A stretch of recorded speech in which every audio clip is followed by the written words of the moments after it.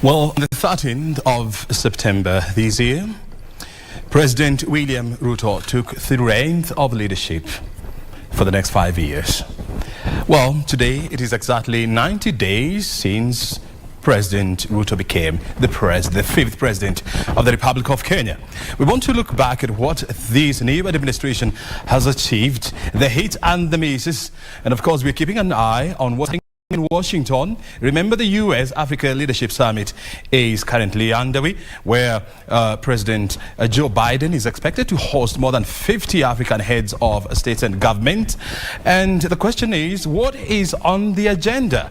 And this meeting is critical because it is coming at a time when China has just concluded what has been billed as one of the most important China-Arab summit. What are the implications of this? Is this another attempt by the US or by the Washington to try and counter the advancement of China on the African continent? Those are the geopolitics of all this. Good morning and welcome to the show. My name is O'Brien Kimani. This is News Check. We are live from Broadcasting House at O'Brien Kimani is my Twitter handle. At KBC Channel 1 is our Twitter handle. This is News Check. Welcome to the show. Well, as I said, we just want to reflect on the first 90 days of President William Ruto's administration. We want to look at what exactly was promised, what has been achieved, what is pending, and what is the way forward. And I have a team of analysts in the house. This is Dr. Churchill Saoke. He's a governance expert and a lecturer at Jomo Kenyatta University of Agriculture and Technology. Thank you very much indeed, Saoke, for joining me. Thanks, O'Brien. And of course, we have Torosterdt, Alenga. He's a political analyst. Did I get your name right? Yeah. How did you end up with such a complicated name? It's a long story. It's a long story. There were so many mics. There were so many mics, eh? So, what about that? There were so many too, so we needed some different ingredient. Very good. So first of all, I want to hear your thoughts, first of all, Churchill, on something that I've just mentioned, the US Africa Leadership Summit. President Joe Biden has invited about 52 head of states and government from Africa. What do you think is going to be the agenda in that meeting? Okay, thank you. Thanks, O'Brien, and thanks for inviting me here. First of all, it is important to understand that there has been, every nation has been trying to see ways in which they can be able to have a share of the African continent's resources. And one of the ways in which most of these powers have tried it is through creating multilateral institutions or multilateral caucuses, like the Africa-US Summit. China also has its summit with Africa, just as part of ensuring that they mobilize the African countries towards having a strong relationship with them for strengthening their trade and security in the country. Remember that in diplomacy we say that the world is very anarchic, and anybody can be able to take the power. And one of the ways in which you take power is by marshalling influence geopolitically and vertically. So this is part of what the US is trying to embed its influence in Africa. I think over the past few years, China has had a strong influence, especially in trade.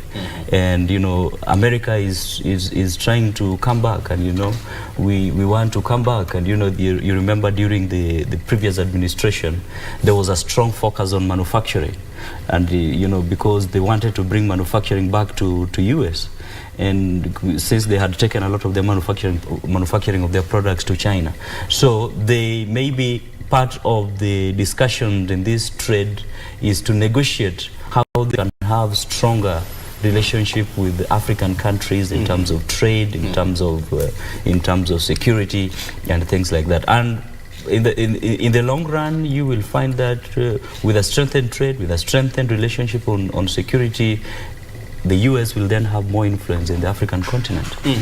Do you feel, or do you see like the US is coming back to Africa when time is too late? Well, I don't think so. Maybe they're just coming to enhance and trying to, what I would say, solve the mistakes that have been made before. Because you see, one of the reasons why China was able to get entry into the continent was because they were able to bring their aid without too much conditions and restrictions. And so on the other side, the US had a lot of restrictions on their trade and had a lot of conditions. And so maybe as they come back to Africa, they are going to reevaluate their conditions and, you know, the way in which they have been engaging with Africa, so that they can counter the effect of the Rail and the Bet initiative of the Chinese, which has had a huge influence in Africa and across the entire Arab world. Very well. Alenga, when you look at the trade between US and Africa, the two-way trade in 2019, it was about $45 billion. Which areas do you see the two regions, you know, can advance their trade ties? I think, Arben, the bigger conversation we should be looking at is the place of Africa in such discussions as the one that is happening in the US today. But for us to bring ourselves onto that table of discussion from a point of strength rather than a point of weakness is to first of all organize our domestic affairs in a proper manner, look at the continental focus on trade, industry, manufacturing, and even education and other very important sectors like health. Once we gather all this and then we walk onto that table of negotiation or discussion as a strong principle and with a strong willingness to plug into the international market, we first of all need to secure our own market in Africa. Africa has a very large population. It has about over 54 countries. So if we bring this together and deliberate a trade regime that brings all these countries together, we knock off our borders and trade independently with one another. So then when we are plugging into the international market, we are coming in as a voice, not as a dependent. There are also other attendant issues like the issues of climate change, and we must also organize ourselves around that in as much as we are advancing the conversation on manufacturing and industrialization. We should be asking ourselves, to this day, Africa remains the least contributor to climate change effects, emission of green gases and all that. But then Africa remains a very the one that pays the highest price for that, you know. And we have countries that are contributing a lot to the release of emissions, yet those countries still enjoy a place and time where they dictate to Africa what needs to be done. So we should now interrogate, while we are entering into these discussions, are we entering into these discussions to beg, or are we entering into these discussions for a multilateralism that works for Africa, that recognizes Africa as a contributing factor and therefore accentuates our competitive advantage rather than just advancing our begging hands? Yeah, and you're bringing in a very interesting concept here, because remember in January last year, 2021, the Africa Free Trade Area Agreement came into force, bringing together close to 2.1 billion people in Africa and a combined GDP of about $2.6 trillion. And so how can Africa use this strength to leverage its position with Washington? It is indeed a strength, but then what we should ask ourselves, with that GDP, is Africa performing optimally, or basically just a tip of the iceberg? So there's need for expansion of Africa trade, and there are so many other areas that we are still not tapped into. If you look at the trade between the UK and Kenya, basically Africa and the European Union and even the Far East and all that, there are some traditional commodities that we trade on these trade lines, you know. So there's need for diversity of trade, and then we can now tap into newer areas so that we expand that space gradually. Another question we will also want to interrogate is, by 2025, the AGOA is coming to an end. Has Africa prepared herself after the expiration of AGOA? What next? Because if we do not have a fallback plan that is turgid enough, then it means we will fall into every other trade agreement. We signed, I think, a year or 2 years ago, a year ago actually, the UK-Kenya Free Trade Agreement. After like a month or so, we also signed the US-Kenya Free Trade Agreement. But if you look at the details of that free trade agreement, there was so many things that were going to be detrimental to Kenya and also hinder now the growth of arrangements like the East African Community. You know, so those are the attendant issues we need to examine adequately before we engage into discussion, so that we know what are the misses we could anticipate here and what are the gains that we could get here. But then how do we then optimize on those gains, you know, so that they close in the gaps that we are creating in our own spheres. But most fundamentally so is we need to work on a home remedy first of all. And of course, Saoke, I want to hear your thoughts on this. You know, are saying that the fact that this meeting is being held in Washington under the invitation of President Joe Biden, America is having an advantage, because it is the one that is summoning, so to speak, and some leaders have been excluded from this meeting. And so how do we, or how does Africa go into this meeting, you know, in one tune and also from a point of equality? That is an extremely concise statement. In negotiations, remember that this is diplomacy, and diplomacy is about negotiation. How do you craft a negotiating framework that gives you the best? And America and some of these developed countries have done this, and they're very good at it. And one of the ways in which they already have an upper hand, as you have well alluded to, is that have the discussions within your jurisdiction. And by that alone, you have already made your opponent or the person you're negotiating with to see you on an upper pedestal. So the African countries are already going to the US, seeing the US as the superior person. And they are going there with the begging hand. That's number one. And if it were not so, maybe they would have called China to the African Union headquarters in Addis Ababa and told them that, you know what, we want to negotiate with you as the African Union. Come to us with your ministers or with your governors, and so that we can negotiate on the things that we can deal with together, trade and all security and things like that. The other second thing is that the moment these countries are going to the US, whenever they are negotiating, they are not going to negotiate as the African Union. Each country is going to survive. They're going to look for what is good for them. And so you will be having ministers of different countries going to meet different the Minister of Trade of the United States, and negotiating what is best for them. So in other words, the United States has not only created an upper hand for its own negotiation, but it has also created a framework for fragmented negotiating power between different countries. So nobody is going to negotiate in the US and African Union. So in the long run, the US will have more gains out of that summit, because the trade minister of the trade secretary of the US will be able to negotiate with the trade of the different all the other 50 countries and see where they can be able to invest. Yet each of these countries will at least get some piece of some small thing, or maybe some token.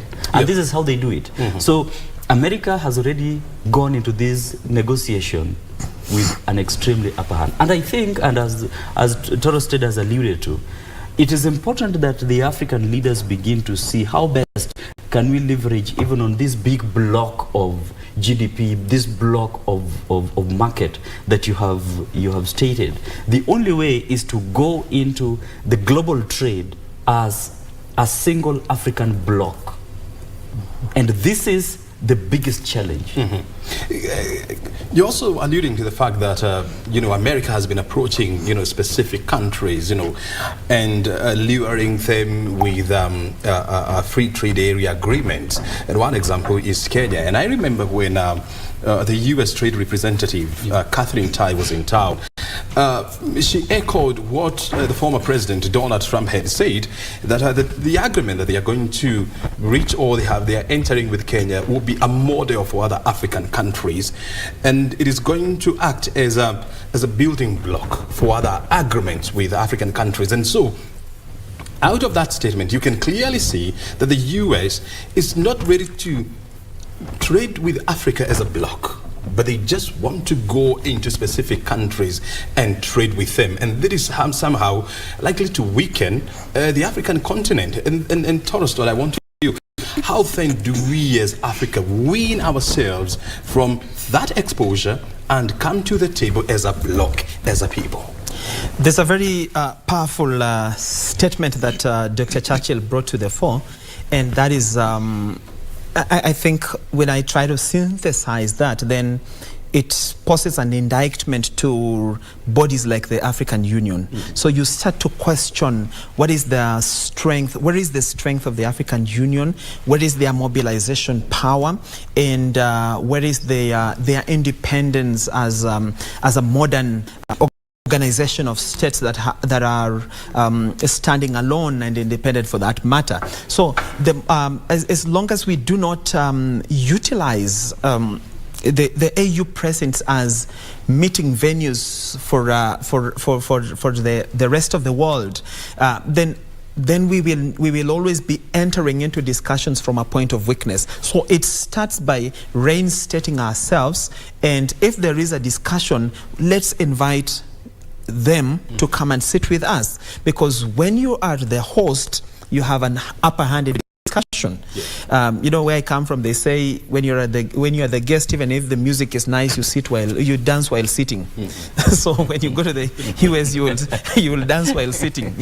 So that's where it begins from, and that reinstatement of Africa's position as a primus inter pares in these discussions, first amongst equals, it comes through taming our greed as leaders of Africa. First of all, with a rampant and exorbitant expenditure of public funds, because you know for a fact these leaders take those planes not even to go and discuss Africa. They take it as a trip. So it is a trip to the US, it's another trip to Britain, it's a trip to Germany, and a photo opportunity with the President of the United States of America. So when we win ourselves of that simplistic greed that I just want to travel to the US, for instance, if you look at our situation here, we have our president is about 99 days in office today, right? And he has already done international trips in under 100 days. Kibaki did 33 trips in 10 years, 33 international trips in 10 years. By 2019, Uhuru Kenyatta, the former president, went to Barbados. That was his 100th trip. So if you go by that matrix, and you can determine now for yourself how many trips will this regime have gone for at the end of 10 years or 5 years, So if we cut on that, and then we reinstate ourselves as people that have a conversation, a story to share with the world, so we invite the world to us, then they can be able to come. And when they come around, that's the time we can take them to the Mau and show them what resource we have. We can take them to Masai Mara and show them what resource we have. But when we have the conversation from the comfort of their dining room, then it's difficult to articulate the African story and effectively pitch on the areas that we think we can do bilateral and multilateral ties. I mean, we'll be touching on the issues of what is happening locally, and I'm glad that you have the numbers, of the trips covered by the three presidents. The current president, the immediate former president, and of course the former president, the late Mwai Kibaki. But before we go there, Saoke, then Is it your highly sought opinion that then this meeting between US and Africa should have been held in Addis Ababa?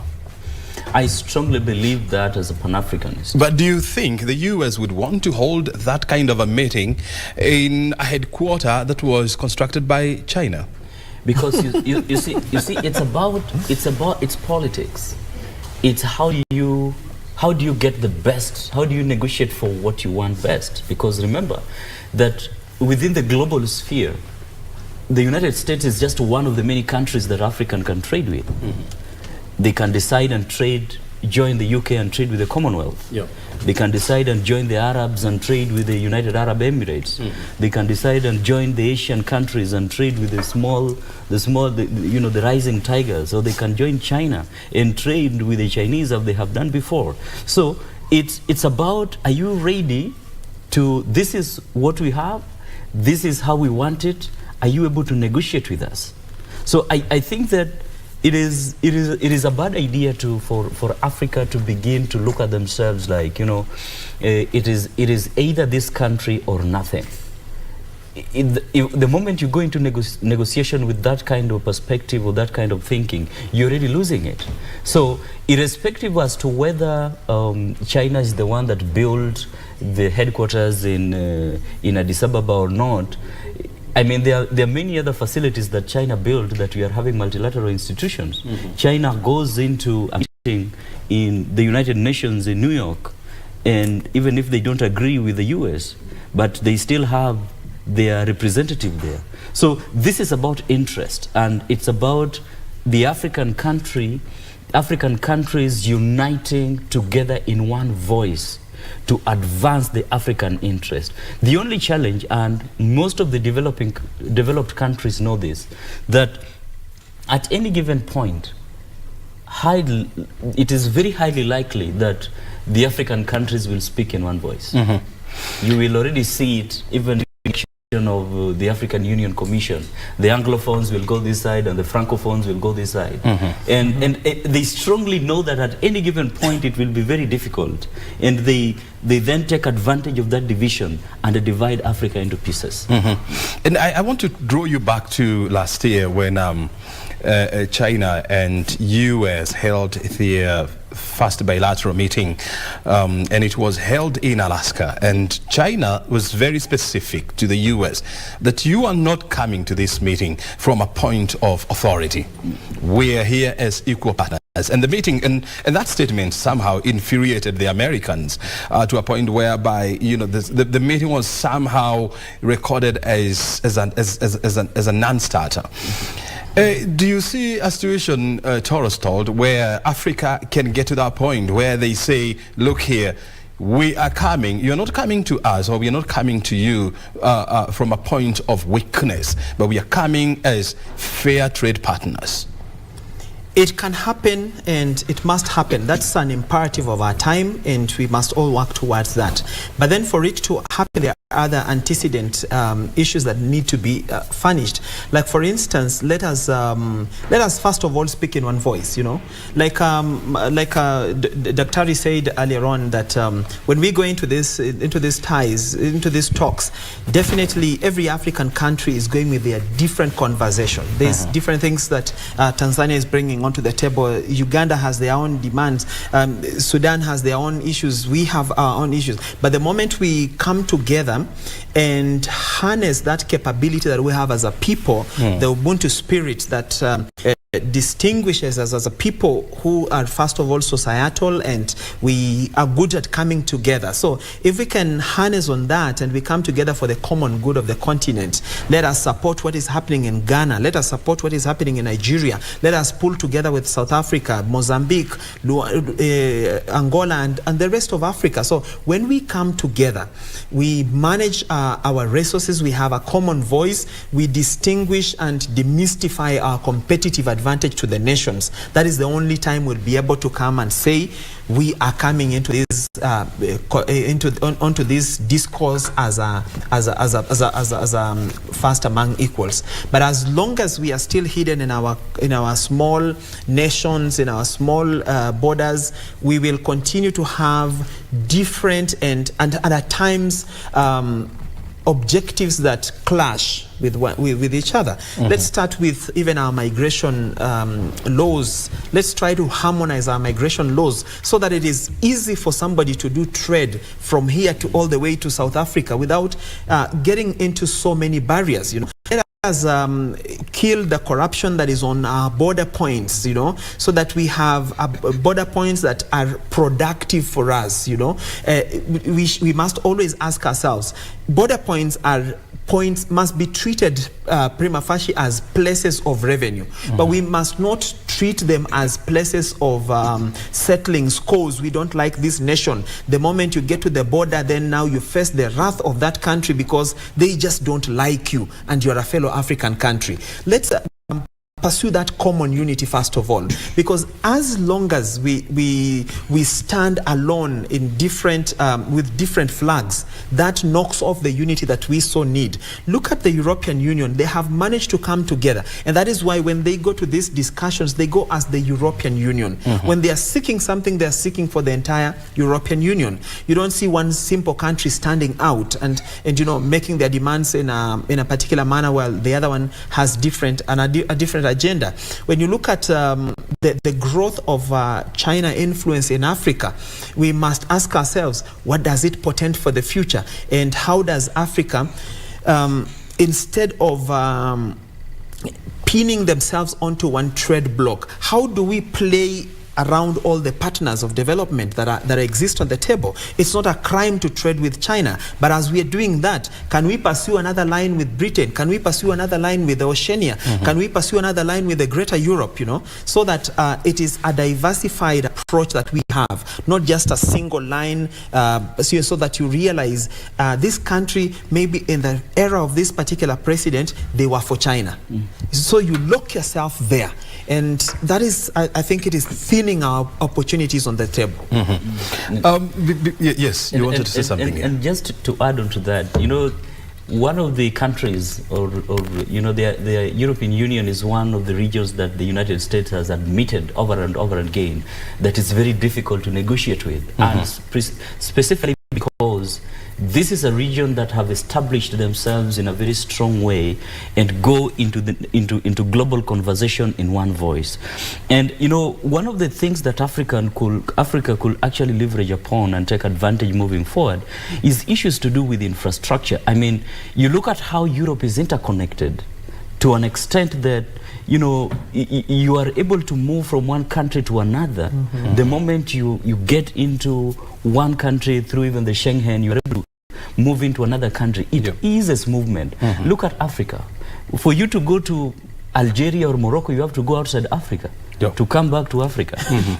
It beats logic. So infrastructure is something that is very important. The other thing is issues to do with just awareness of what products are available in Africa. I'm sure, for example, very few people know what Malawi has that Kenya can benefit from. So our intra-Africa trade is extremely poor. And if we do not have strong awareness of the products that are within and take advantage of them and say that, we cannot be able to import anything from China if we can get it from Africa. So until we reach that point, then it is needless for us to go even to Addis Ababa and make talks there. You see, yesterday, the Deputy Commerce Secretary, Don Graves, for the U.S., said that, America has fallen behind in terms of its foreign relations with Africa, and now it is playing catch-up. Do you see America eclipsing China, whose trade with Africa is almost $230 billion every year? Torosterdt. I think trade is very dynamic. The factors that could accentuate Chinese trade for today will be totally different 5 years from now.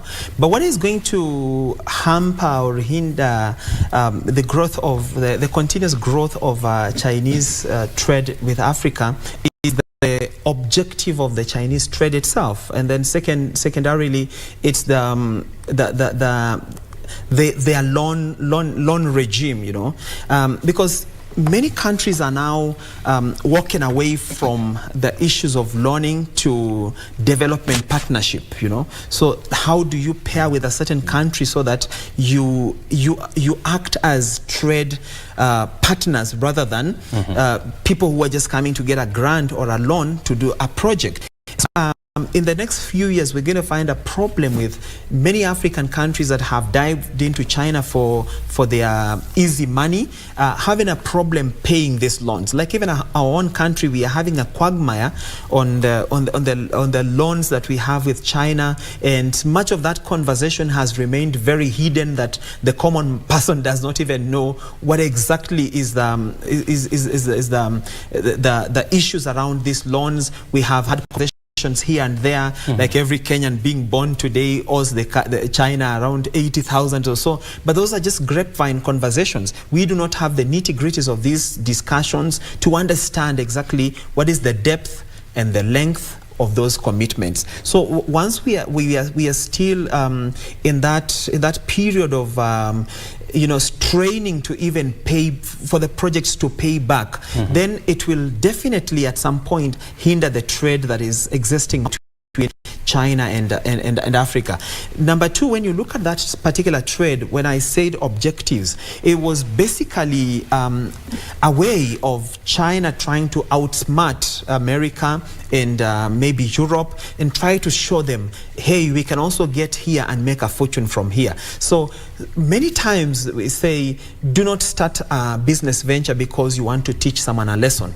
You might end up teaching yourself the lesson. So that objective around that was more of a political objective than a trade and industry and commerce discussion. So that will definitely affect China in a way or another. And then when you look at the superfluous loaning of China to Africa, it's definitely going to have an implication on these states, and different regimes will act differently to those negotiations that were done maybe their predecessors or so. But then when you look at the US and the UK and the larger European Union, their trade is something they have built for years, and it sort of has an underlying strategic plan that they have been doing for many years. So definitely for me, I see the China one looks rosy, but the sustainability is the question. The sustainability is the question. Do you agree with him? I totally agree. And also you see, when you also look at in the overarching political ideology, you find that most of the African countries actually incline more to the political and economic ideology of the West. And so that is itself a strong anchorage for sustainability. And in terms of doing business, there is just to an extent to which some of the African countries can partner with China. Beyond their money, it can't. For example, if someone told you that, you know, we want to go the China way in terms of governance, in terms of thinking, nobody will think about that. Because we are more inclined into the West. So but is it because of past colonial historical ties with the West that we are inclined to think that way? Exactly. So, but is that a good position? It's an ideology. But is it a good ideology? That's something else to ask. But the fact is that it is what is influencing our politics. It is what is influencing our way of doing business. It is what is influencing our socialization. Is it high time then we started looking at it critically and ask ourselves, ideologies, are they working for Africa? Can they work for Africa? And were they meant to work for us? And if the answer is no, then can we come up with our own ideologies that are made for Africa, crafted by Africans, and see whether it can work? Yes, O'Brien, it's a very good thinking. And there has been conversation around this. Just how do we craft our development strategy to fit our context? These are conversations that have been had in scholarly levels and even within certain political discourse. And the challenges come and arise where you have this ideal thing that you want to achieve in terms of making Africa be what it should be and not what the West want it to be. But structurally and practically, it becomes very difficult because you realize that the reality is that it is already embedded within our systems. It is already embedded within everybody else is speaking the same language, that if you speak a different language, you are outcast. Wow, interesting. The question is, can that situation hold forever? These are the kind of conversations we're having, world-class conversations here on the geopolitics of the day, what it means for us, what it means for the others, and what is the future. This is News Check. We are live from Broadcasting House, and of course, the conversation that we are coming to is the Kenya Kwanza scorecard. Remember, President William Ruto was sworn in on the 13th of September. Today is exactly 90 days since he came into office, and we want to look at the first 90 days, even as we inch closer to the much talked about the first 100 days of Ruto's administration. Now we are taking a short break, and thereafter we'll be right back now to analyze Ruto's first 90 days in office. Stay right here.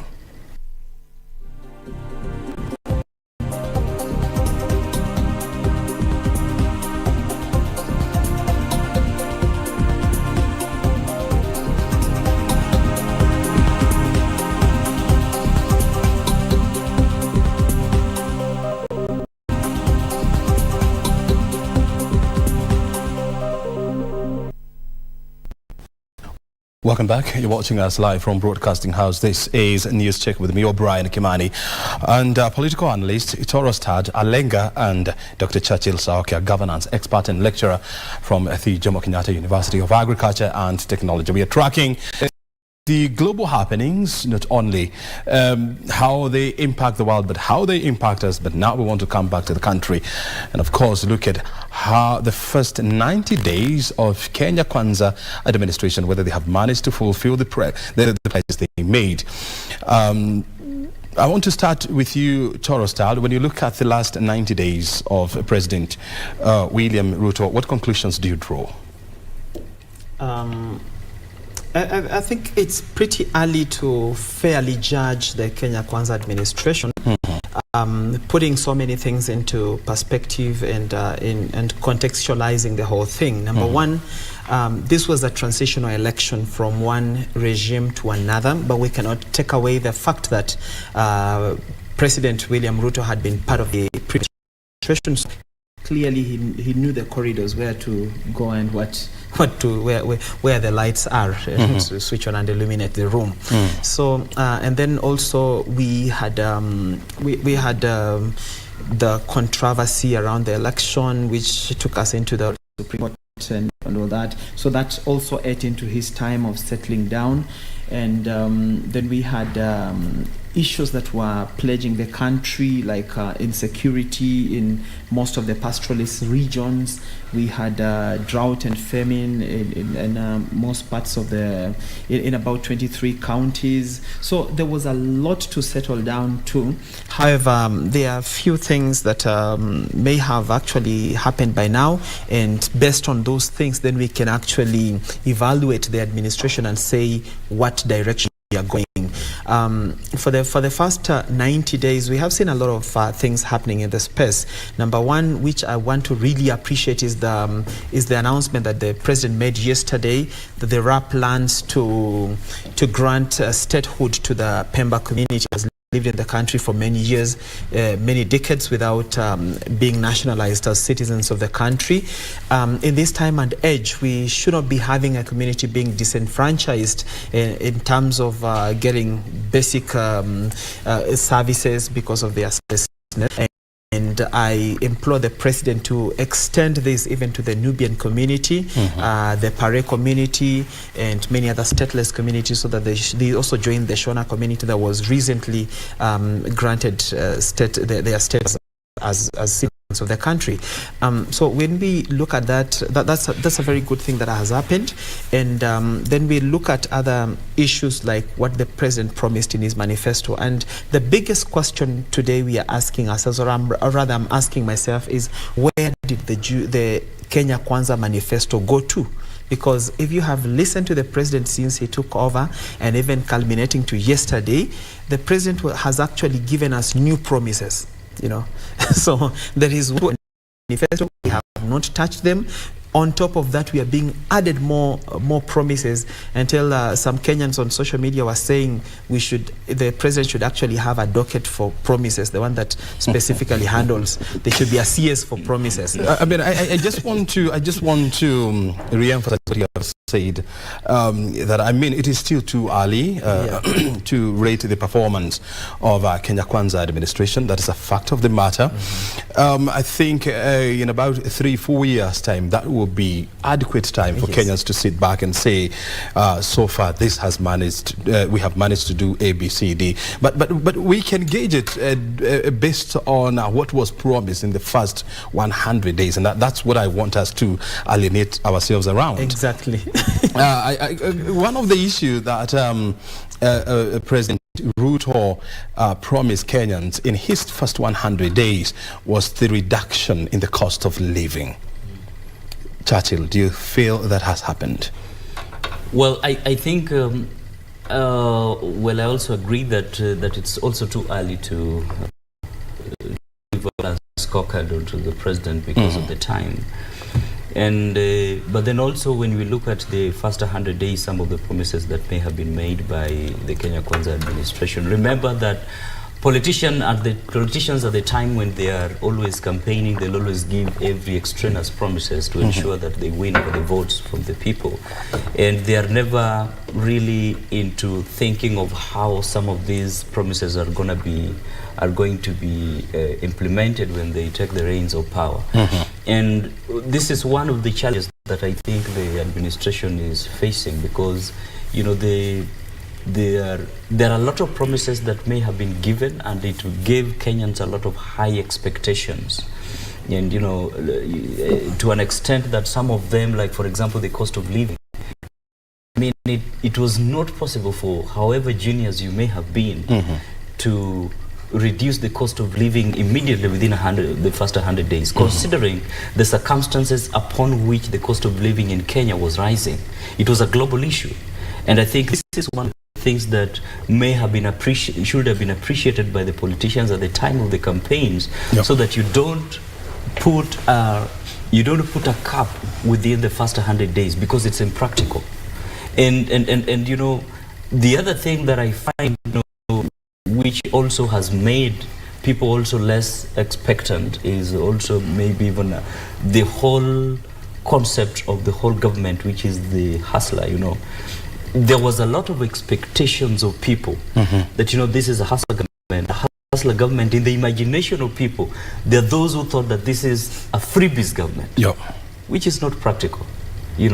So how people perceived it and how it practically possible did not converge, and that is one of the challenges that I think the president is trying to really try to achieve what people expect of him and the reality of what is possible.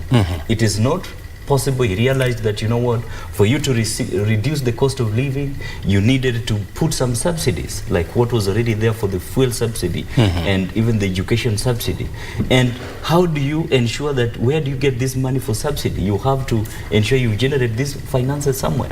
So I think the problem is that we overpromised and put an impractical timeline for some of these promises, and so we realized that when we got into power, we cannot achieve them within the timelines that you had given. I'll be coming back to you on that issue of the reduction or the easing of cost of living, because it's a multiplication of issues, and some of them may be outside of our control as a country. But you see, for President Ruto to deliver on his manifesto, on his promise, he needs a team of technocrats, of bureaucrats, that will help to craft, an ideal agenda that will help him deliver his promises to Kenyans. Torosterdt, when you look at the team that Ruto has crafted, from the cabinet to the PSAs to the board chairs and other appointments, are you convinced that that team is best suited to deliver on his promises? I think that is where the problem began, because ideally, if you look at President Ruto as a person, why are you saying problem began? Yeah, he's this man with a very big vision. He's a hands-on person. He pushes. He doesn't take no for an answer. And then conversely, you look at the team that is supposed to listen to his dreams and articulate them and run with them on a day-to-day basis. Most of them are politicians, some of them who lost elections, so they have just come to redeem themselves, consolidate money, vie again. So those are not the right people to sit down and understand and roll out your plans. I think, and again, if you look at it from the backdrop of everything that had happened, he had no choice, because those are the people that stood with him. You have to sort of take care of them after you have gotten to. So it's really a tricky situation to find yourself in as a state in an African country, because there are people who have helped you, and you have to say thank you to them. So for most of these people, it's just basically the president is thanking me for the support I gave him. He's not really taking it to that level of, now we have won an election, we have a country to drive, and we have this agenda to drive. So chipping on to Daktari's point, we had a lot of promises, and then the framework is a bit unrealistic, and we have to sit down and figure out things properly now. What happens? Because that era of standing on the podiums, on top of vehicles, and treating people to vote for you is long gone. Now we have a president. Even to those who did not support the current president, now he's our president, and we must all work together for a common good and for a country called Kenya. You know, that is what now is the most important imperative at the moment. But when you say that, I mean, the appointment is where the president started getting it wrong. Which team would you have preferred to see in office, or who would you have preferred to be picked? I mean, I don't want you to mention names, yes, but what caliber of people? You see, our constitution is very clear on the composition of the cabinet. We went from the dispensation of the older constitution, where we were getting the cabinet from politicians, and we said we are going to now to invite in technocrats who have the technical know-how of different fields they are handling. And then another conversation came in that these technocrats do not understand the ground. It is the politicians who are there every day. They are the ones who know the needs of the people. So we clashed there. But then two wrongs don't make a right. So we had a clear guide from the constitution on who can make into the cabinet. Ideally, the constitution was envisaging a moment where we can actually apply to be cabinet ministers. The CS can actually apply, but then we rolled it down on appointment, so that is where we got it wrong. So it's really difficult, and I think it's going, unless we are salvaged by a characteristic of President William Ruto that I know, that is, he's a really hands-on person. So if, pray you me, that he drives in that fiat so that these guys can actually work. But you also realize we have technocrats and bureaucrats who are politicians, and the constitution never meant to lock them out. Exactly, but in our context, when somebody has become a politician, everything else fades off. Even if it is somebody you knew, this one was a professor of mathematics, or he was a religious leader, they sort of change. They just take on to the politics, and it's all. We have seeing it from the lenses of a politician. Even in the structure of in the elected leaders, we have those who are even bishops. Do they still preach? They don't. So that is how it happens. We needed people that can actually even be summoned to the the National Assembly and answer questions so that they don't tell us they have other engagements. You see, even right now, we are having a Speaker of the National Assembly who participates in political campaigns, you know. But so once you have this mix of politicians, and the space becomes very thin for people to actually roll out what they understand, disciplines they understand, like agriculture, like trade and industry. You need somebody that can push that agenda.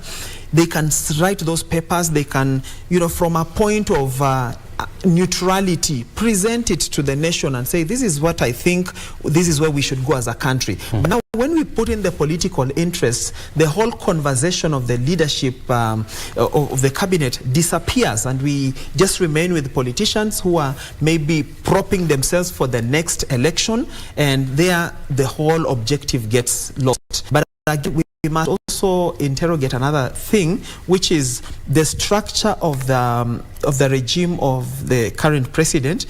Much of the things or the promises that the president gave to the country are promises that are running out from a budget perspective. And once we have this budget, then that is where corruption usually comes in, misuse of public funds usually comes in, and then you also get the wrong officers, so that even if we are rolling out Hustler Fund, for instance, you find after 2 years ago, if you take the toll, this money has not reached the real hustlers that you wanted to elevate in the society. So that is really, I think, much of what we see today would have been structuralized. It is a structural empowerment of the people. It's not really a budgetary empowerment. I'm giving out this money. I'm injecting this money here, so that we work on a project, so that we say we are giving ourselves maybe 5 years. From these 5 years, this project will have grown to this extent, and the country will be at this particular point. So this one of ours is more of a freebie, and the sustainability platform around it is really weak. So, and then I think many of the things that the president promised, there are so many, and I'm thinking, we still have time. Can we collapse these things to maybe 4 fundamental things that ail this country, and we say, let's fix these 4? So that the president comes back to us. There is an argument that is being fronted that so far Ruto has formulated or has formed 2 very important and critical teams that will guide his investment and his economic ideals. And is the Council on Economic Affairs. The other one is the Investment Council, which he had hunted some of the best brains we have around, economists, trade expert, and so much. And so there is a feeling, and there is a thinking that this is a team that will craft Ruto's economic agenda, investment ideas, which will be cascaded down to the person at the lowest of the ladder. Do you think this argument holds any ground? You see, when you look at when the former president, the late Mwai Kibaki, came into power, he established quite a team that helped him to come up with the National Economic and Social Council. Economic and Social Council came up with the Vision 2030. And so we are already in a regime or in a country that has got sort of an economic blueprint that will help us to steer our country into a middle income and, you know, into a faster country. So we are not coming from a point where we are in vacuum. So preceding regimes have had this advantage of that blueprint. And so theirs is just to create mechanisms of implementing their agenda around this framework. And when you look at how Kibaki actually implemented this development, everything was around that Vision 2030. And it was cascaded so much up to the lowest level of institutions. You could see Vision 2030 blueprints almost everywhere, even in primary schools. And so even with this council, the economic and investment, expectation is that there are already frameworks that have been established, and theirs is now to advise maybe the president on, you know, maybe which are the priority areas of how do we implement these things. But I still strongly believe that as on the sustenance, as a country, there is need for us as a country to begin to see the significance of entrenching bureaucracy and specifically intellect, technocrats within our government structures. We must reach that point. Do you feel it is missing? I still believe it is. We must reach that point where we believe that even at the political level where we have the cabinet secretaries, there is a very strong break of technocrats within the permanent secretaries. But you see, at the cabinet secretary level, these are the people that the politicians, they are the people who give the political image of ministries and things like that, even going out there to negotiate.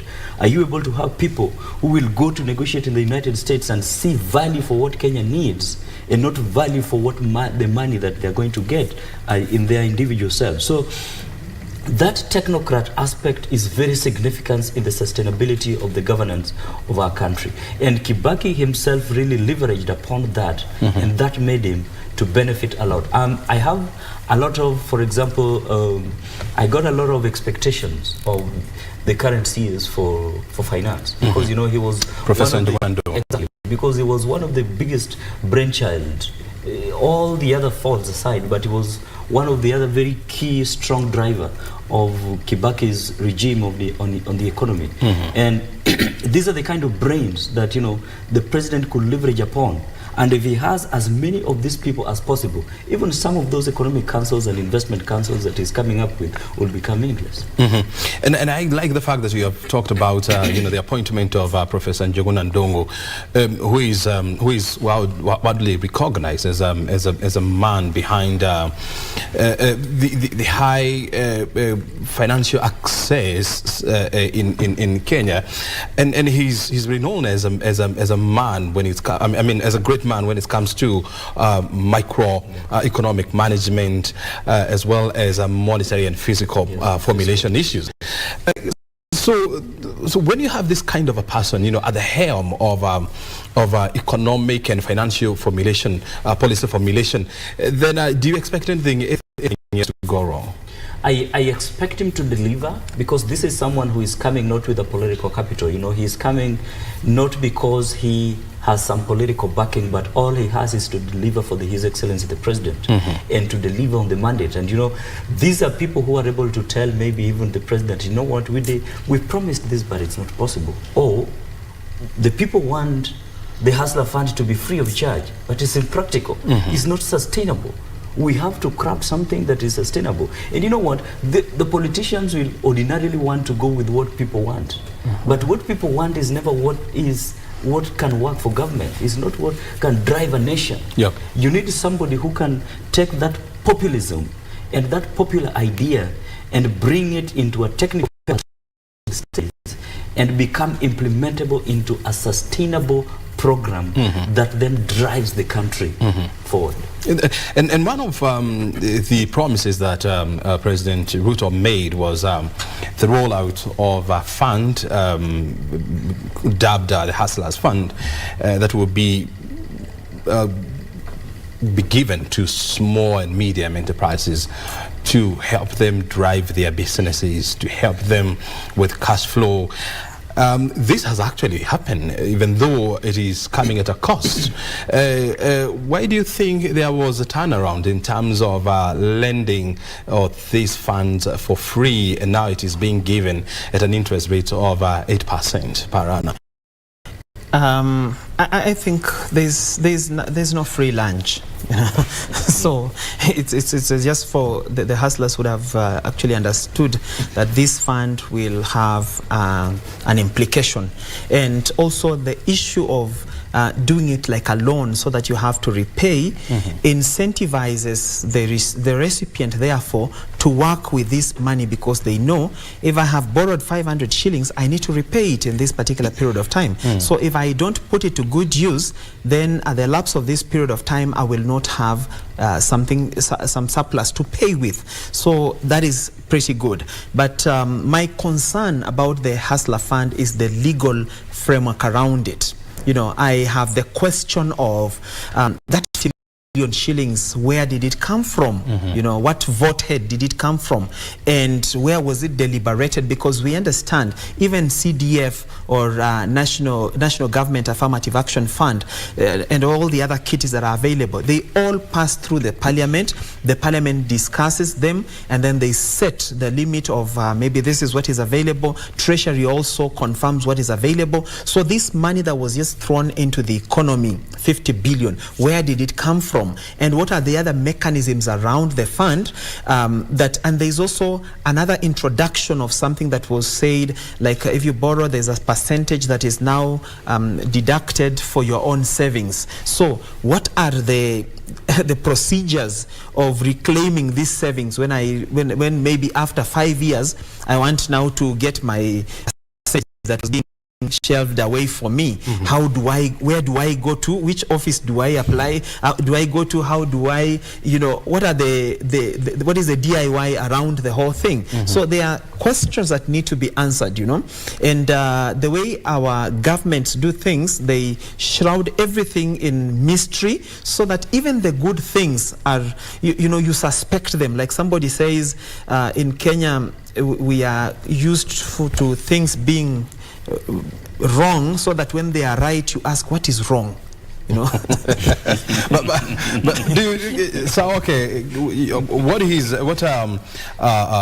Torosterdt is raising, I mean, is something that a lot of people are asking. But do you see this as a case of the proverbial case of putting the cart before the horse, and try to figure out on how to put the horse to where it belongs? First we must appreciate one of the promises that the country was really long waiting for. And many of the people who voted the Kenya Kwanza were upbeat about the Hustler Fund, because it's actually the signature. It's the signature of the Kenya Kwanza government. And so, the president was actually sort of in under pressure to ensure that he brings these into fore. And so maybe the frameworks may have been missed, and there are a few misses out in terms of how do we roll out these, because it just needed to bring out these, bring out a fund that, this is one of the signature promises that I had made during my campaigns, and I'm already delivering it. And so that could be one of the misses. And so in the long run, you end up missing the sustainability, the legal regime, and all these other things that is being raised by Torosterdt. And many Kenyans have also seen it. And of course, I have also expressed and asked myself as an individual where I come, where I sit, is that what did Kenyans really expect of the Hustler Fund? This is a question I have not gotten, and I continue to ask Kenyans, did they expect a free fund? And how sustainable can a free fund be?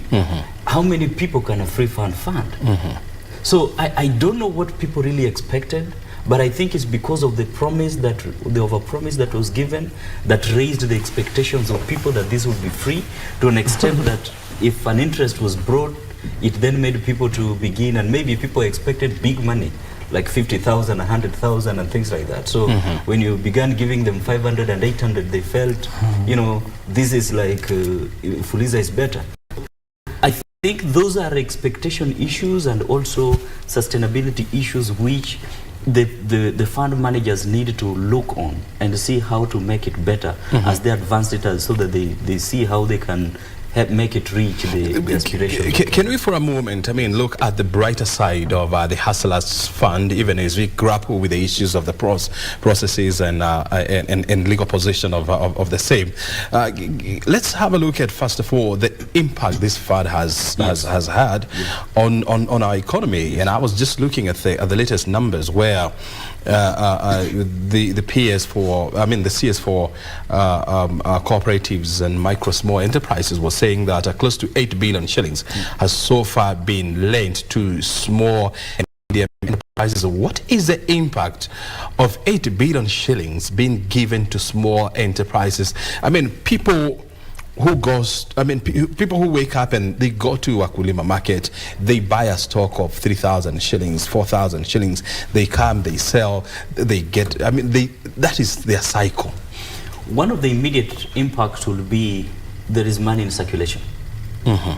That is one of the immediate impact. What we call the broad money exactly. supply. There was no 8 billion within the economy that is now being circulated within a multitude of people within. So sort of it empowers the people to have buying power. And the advantage is that is happening when the value, we have not like introduced new notes that we can say that the shilling is reducing.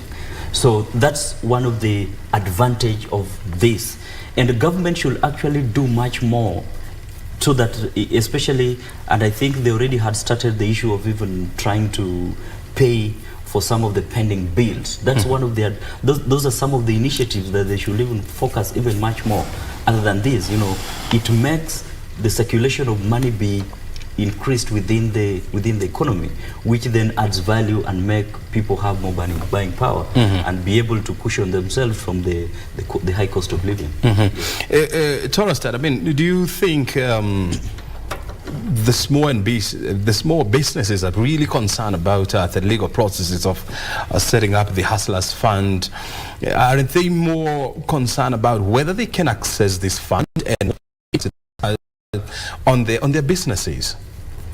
For the sake of our viewers and the progress of our country as one that has deep anchorage to the rule of law, we must tell our viewers that if it offends the law, it is wrong. So it doesn't get better because it solves some particular issue.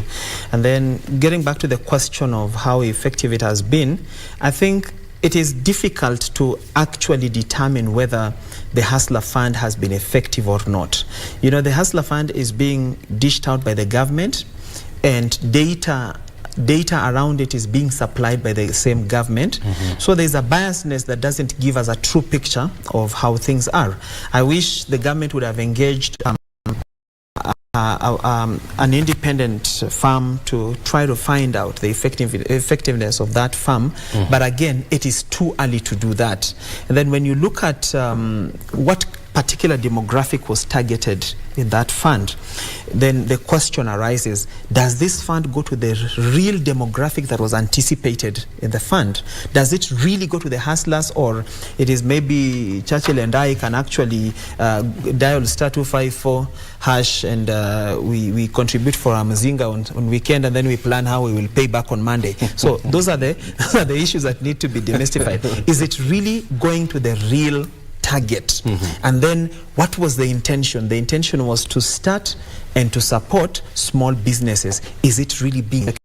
So the government has a bigger task to maybe engage some researchers or sort to find out this, because if it does engage in that particular research and we find that a good percentage, even say 50% or 60%, that has been effective, then this will be a very good thing to even develop further, to expand further, and it will attract more budget and even other partners to come on board. Yeah. So it's a good thing that we do an objective research around it, so that we see, because it is one of its kind.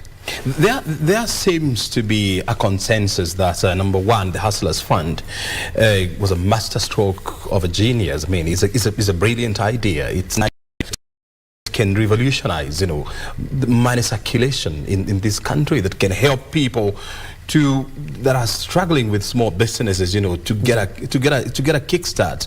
But the issue of the processes, the management of the fund is what people are raising questions around. And how then do we disentangle ourselves from that mess and ensure that the intended purpose of the Hustlers Fund is achieved and the targeted audience get these resources? I think there is need to have first a legal regime that safeguards this fund, and then two, so this legal regime of course will establish the fund operation of around this fund, and also two, it will be important to also educate the populace as to, the intention of this fund, who should take this fund and for what purpose. That education is very significant. And, you know, for example, if you are, you know, like, for example, you find there are people who are in businesses and they want some finances, and they go there and they, you know, somebody is having maybe a shop whose asset base is maybe 20,000, and he's going there to get financing, and he finds that the cap for him is 800 shillings. I mean, that money does not make sense to him. So I think that the moment we'll reach the point where we are able to educate people on the target of this fund in terms of your cadre, if, for example, you are a person who owns a shop of 10,000 shillings asset base and you want more financing, are you eligible and to what extent? These are things that need more education of the people, so that you know, you end up having a fund that meets the expectations of the populace. One thing that we must admit, and you have alluded to, is that this was a genius idea. It is one thing that actually united a big percentage of the country, because most of the people around the country, somehow they say they are going to hustle. When you wake up in the morning and, you know, you meet a friend and he'll tell you that, you know what, I'm going to hustle, this is my hustle. So this was one idea that actually united the country in a big way, and therefore the implementation of this fund will, in an objective manner, in a clear manner, will help meet the expectations of millions and millions of Kenyans.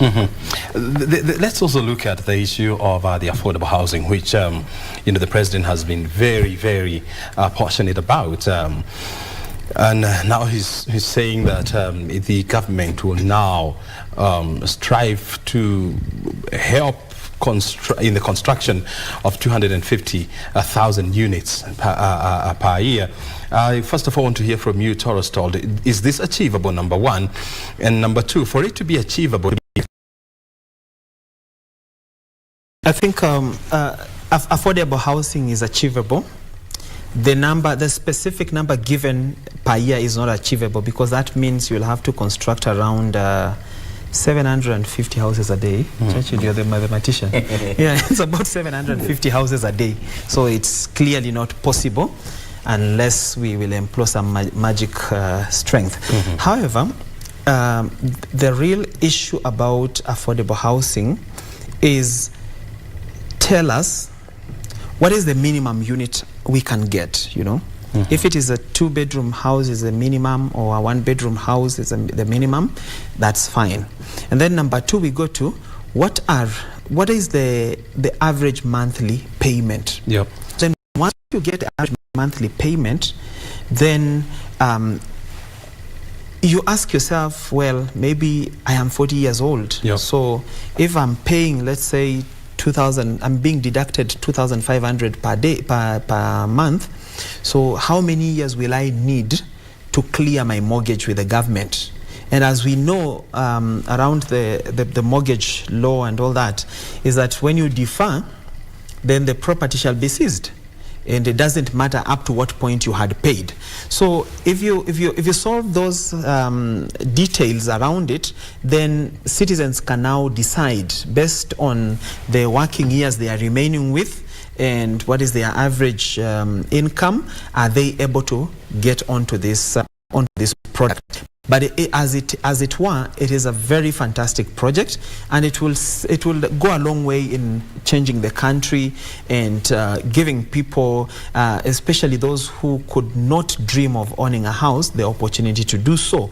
But even as we do so, we must now make it clear to them that when you go home, when you retire, you can now choose, am I a target market for this product? Yep. Because I foresee a situation where many people will plug into this. And maybe somebody has around 15 more years to work.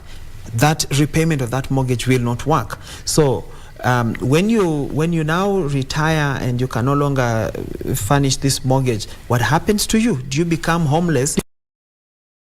You know, so those are the nitty-gritty that need to be fixed. But when you look at it, when you try to analyze the concept of the Kenya Kwanza's affordable housing concept vis-a-vis the one for Jubilee or Uhuru Kenyatta, You don't see much difference. I mean, it's only a little bit of tweaking and retweaking of some few policies, and then seeing whether it can work.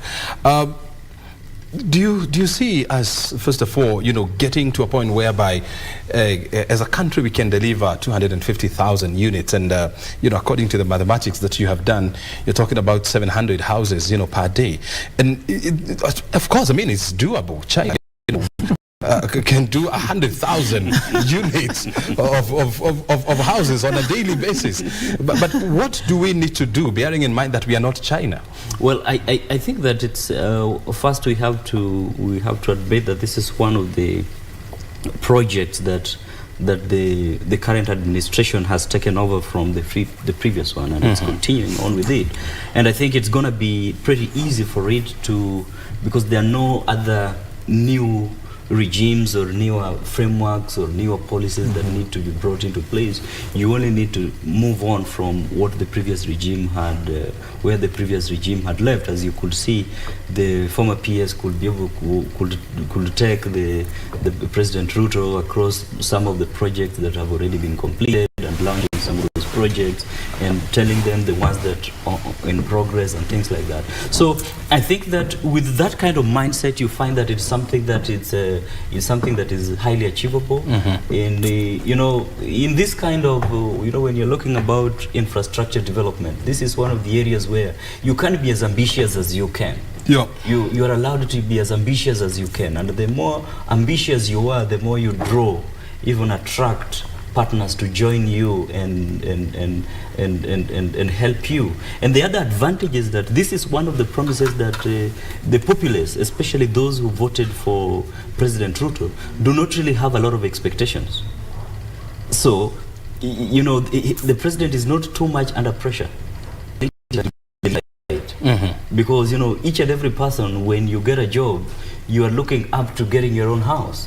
Yeah. So it's not really under undue pressure to ensure that he fulfills and even meet that number that he had promised. So I think that's the advantage around this promise. So he can be able still to drive it, but not necessarily, he's not obliged to achieve that number that he had. And something else that we have seen is that actually, and this is a declaration, a directive he issued, during his swearing in, was that the cost of fertilizer was supposed to be slashed by half to 3,500. I mean, that announcement was made at a time when the country was facing massive drought.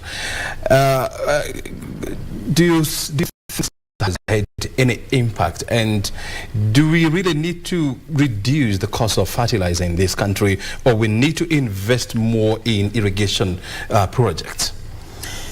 I think the issue about subsidy fertilizer was a good decision at the wrong time, because outrightly during that period of time we were having very little rains across the country.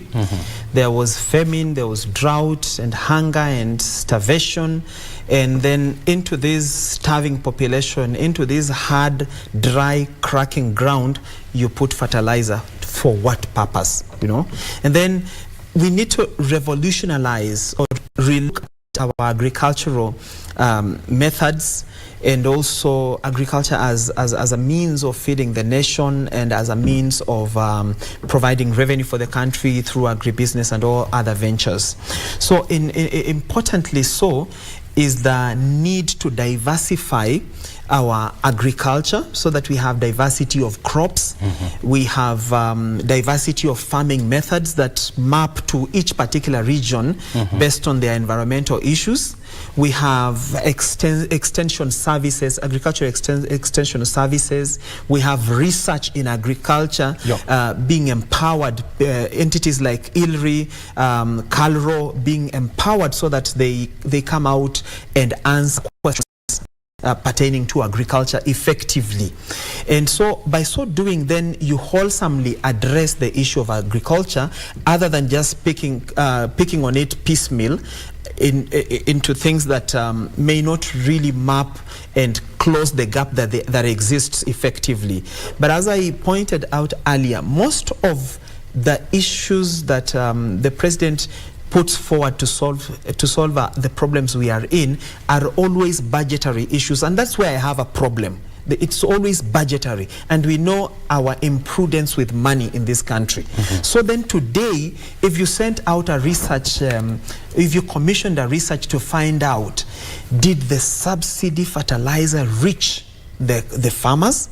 Have put into use? Are we anticipating a bumper harvest as a result of that? Those are the things that you now inform the government in knowing what works and what doesn't work. So we should actually have a government that engages a lot in research. Let's build up research centers that can be able to map resources and inform us effectiveness of the strategies that we are using, so that going forward we don't just do things because we think this is the right thing to do, but we base on a particular epistemic society that has informed us this is what works, this is what does not work. And that is why Churchill said earlier that there is need for us to have more of these technocrats who can inform. But then when those technocrats and politicians will always have their day. And the technocrats, sometimes most of them are not really used to the politics around things, and they will give up. They will say, I have given you the document, I have stated what we can do, that's fine, you can push it from there. But then after that, the populistic chants will carry the day, and we will go back to the drawing board. So our agriculture needs a complete overhaul, so that in the end, agriculture pays, and agriculture employs, and agriculture feeds. And you're talking about an industry or a sector that contributes almost 25% to Kenya's GDP, every annually. And during the crafting of his manifesto, promised to invest more in agro-processing. And for you to invest more in agro-processing, then you must have a very strong production sector. We have heard the president say that there is a plan to construct 100 dams. Is there synergy in those two promises? I think that the first thing that I will advocate for is, one of the most important things for a country is food security. If people are able to eat food, as irrespective of whether it is processed or not, they are able to be full. That is that a nation needs, other than the other physical security that is done by the KDF and health. And I think we have for a long time depended too much on rain-fed agriculture, where we plant our maize during the seasons, and if the seasons are altered a little bit, we begin blaming the droughts and the gods. And so we may need to get to the point where we are able to harvest water through those dams and use the water that we are harvesting in the dams for irrigation purposes, so that we are able to have food here.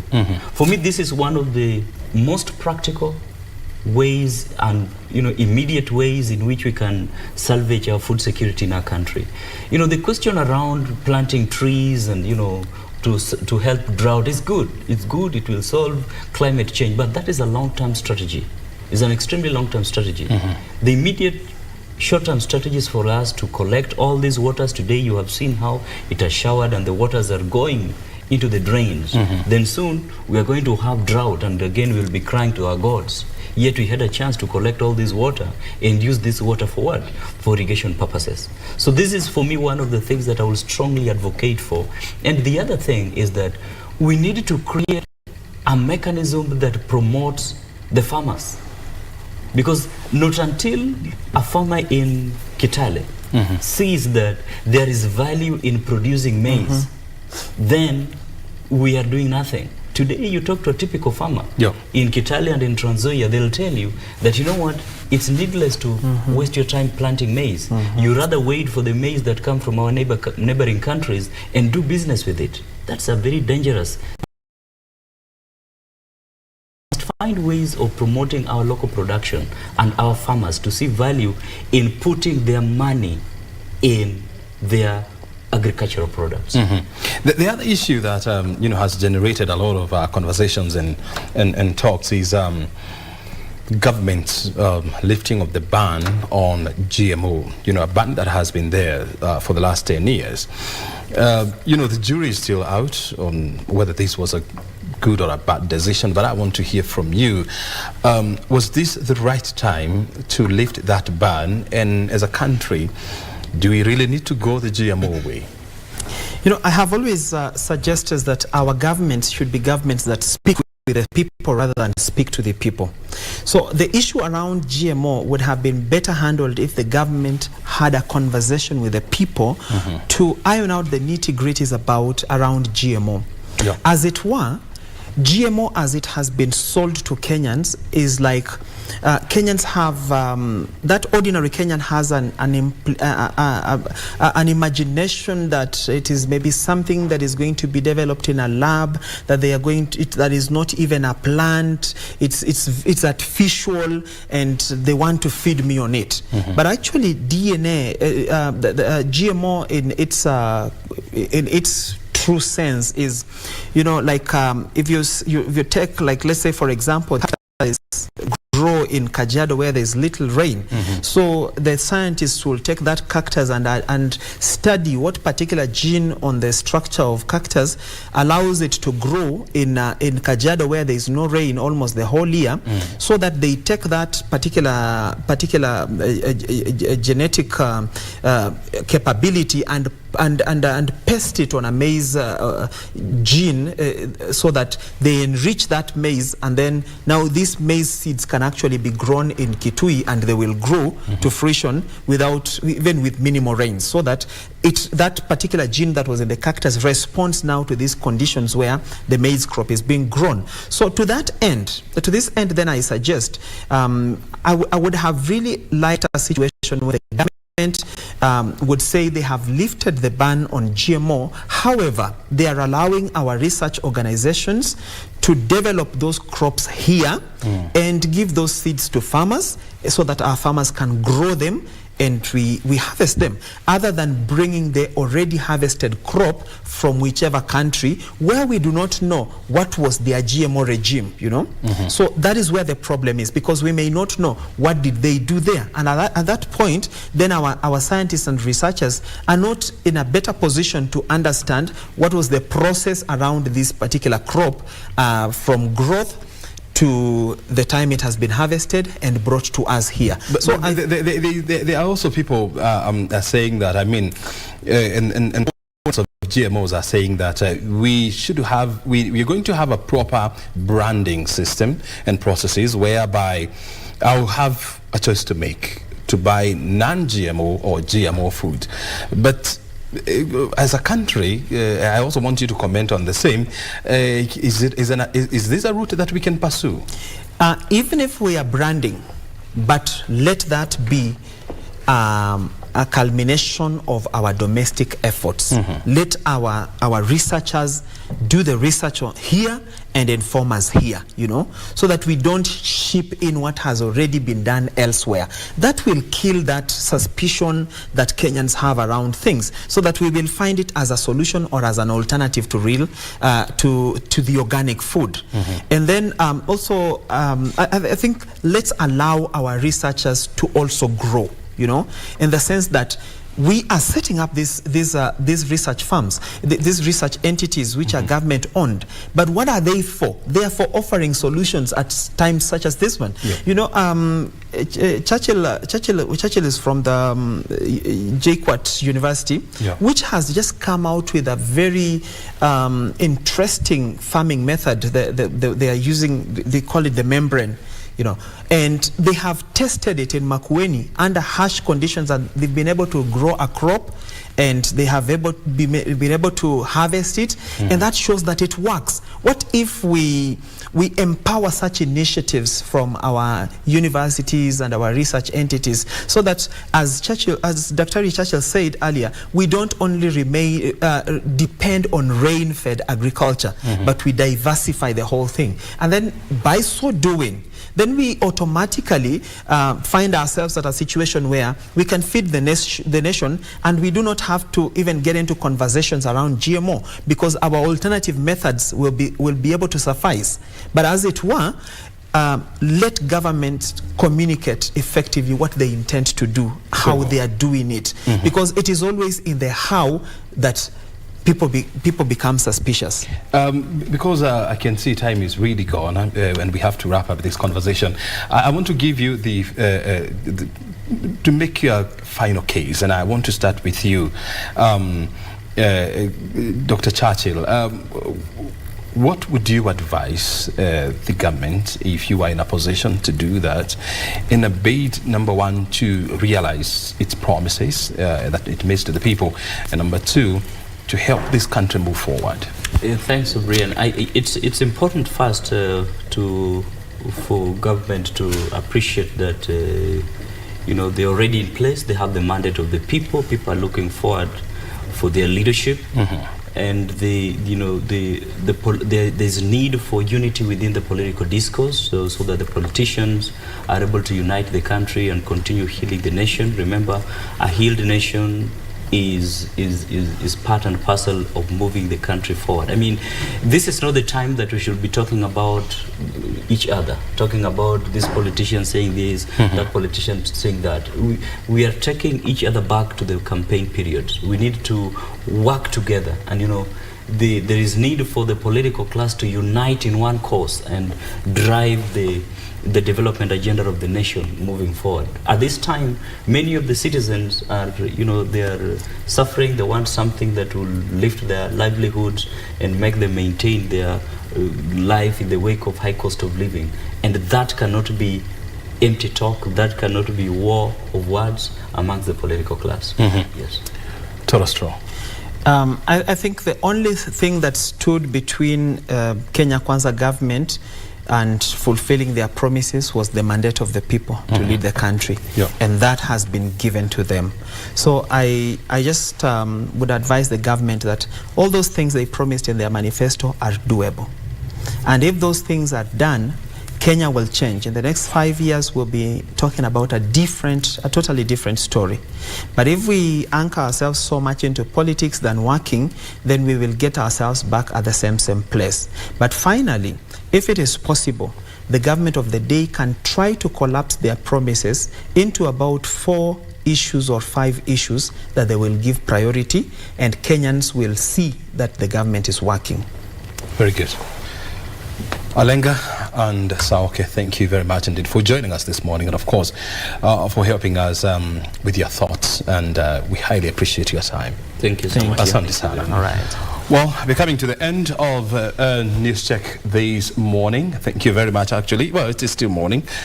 Thank you very much indeed for finding time to be with us here. Remember, Tamurini is coming up next. My name is O'Brien Kimani. Asante sana. Enjoy the rest of your afternoon, because it's some minutes to afternoon, actually.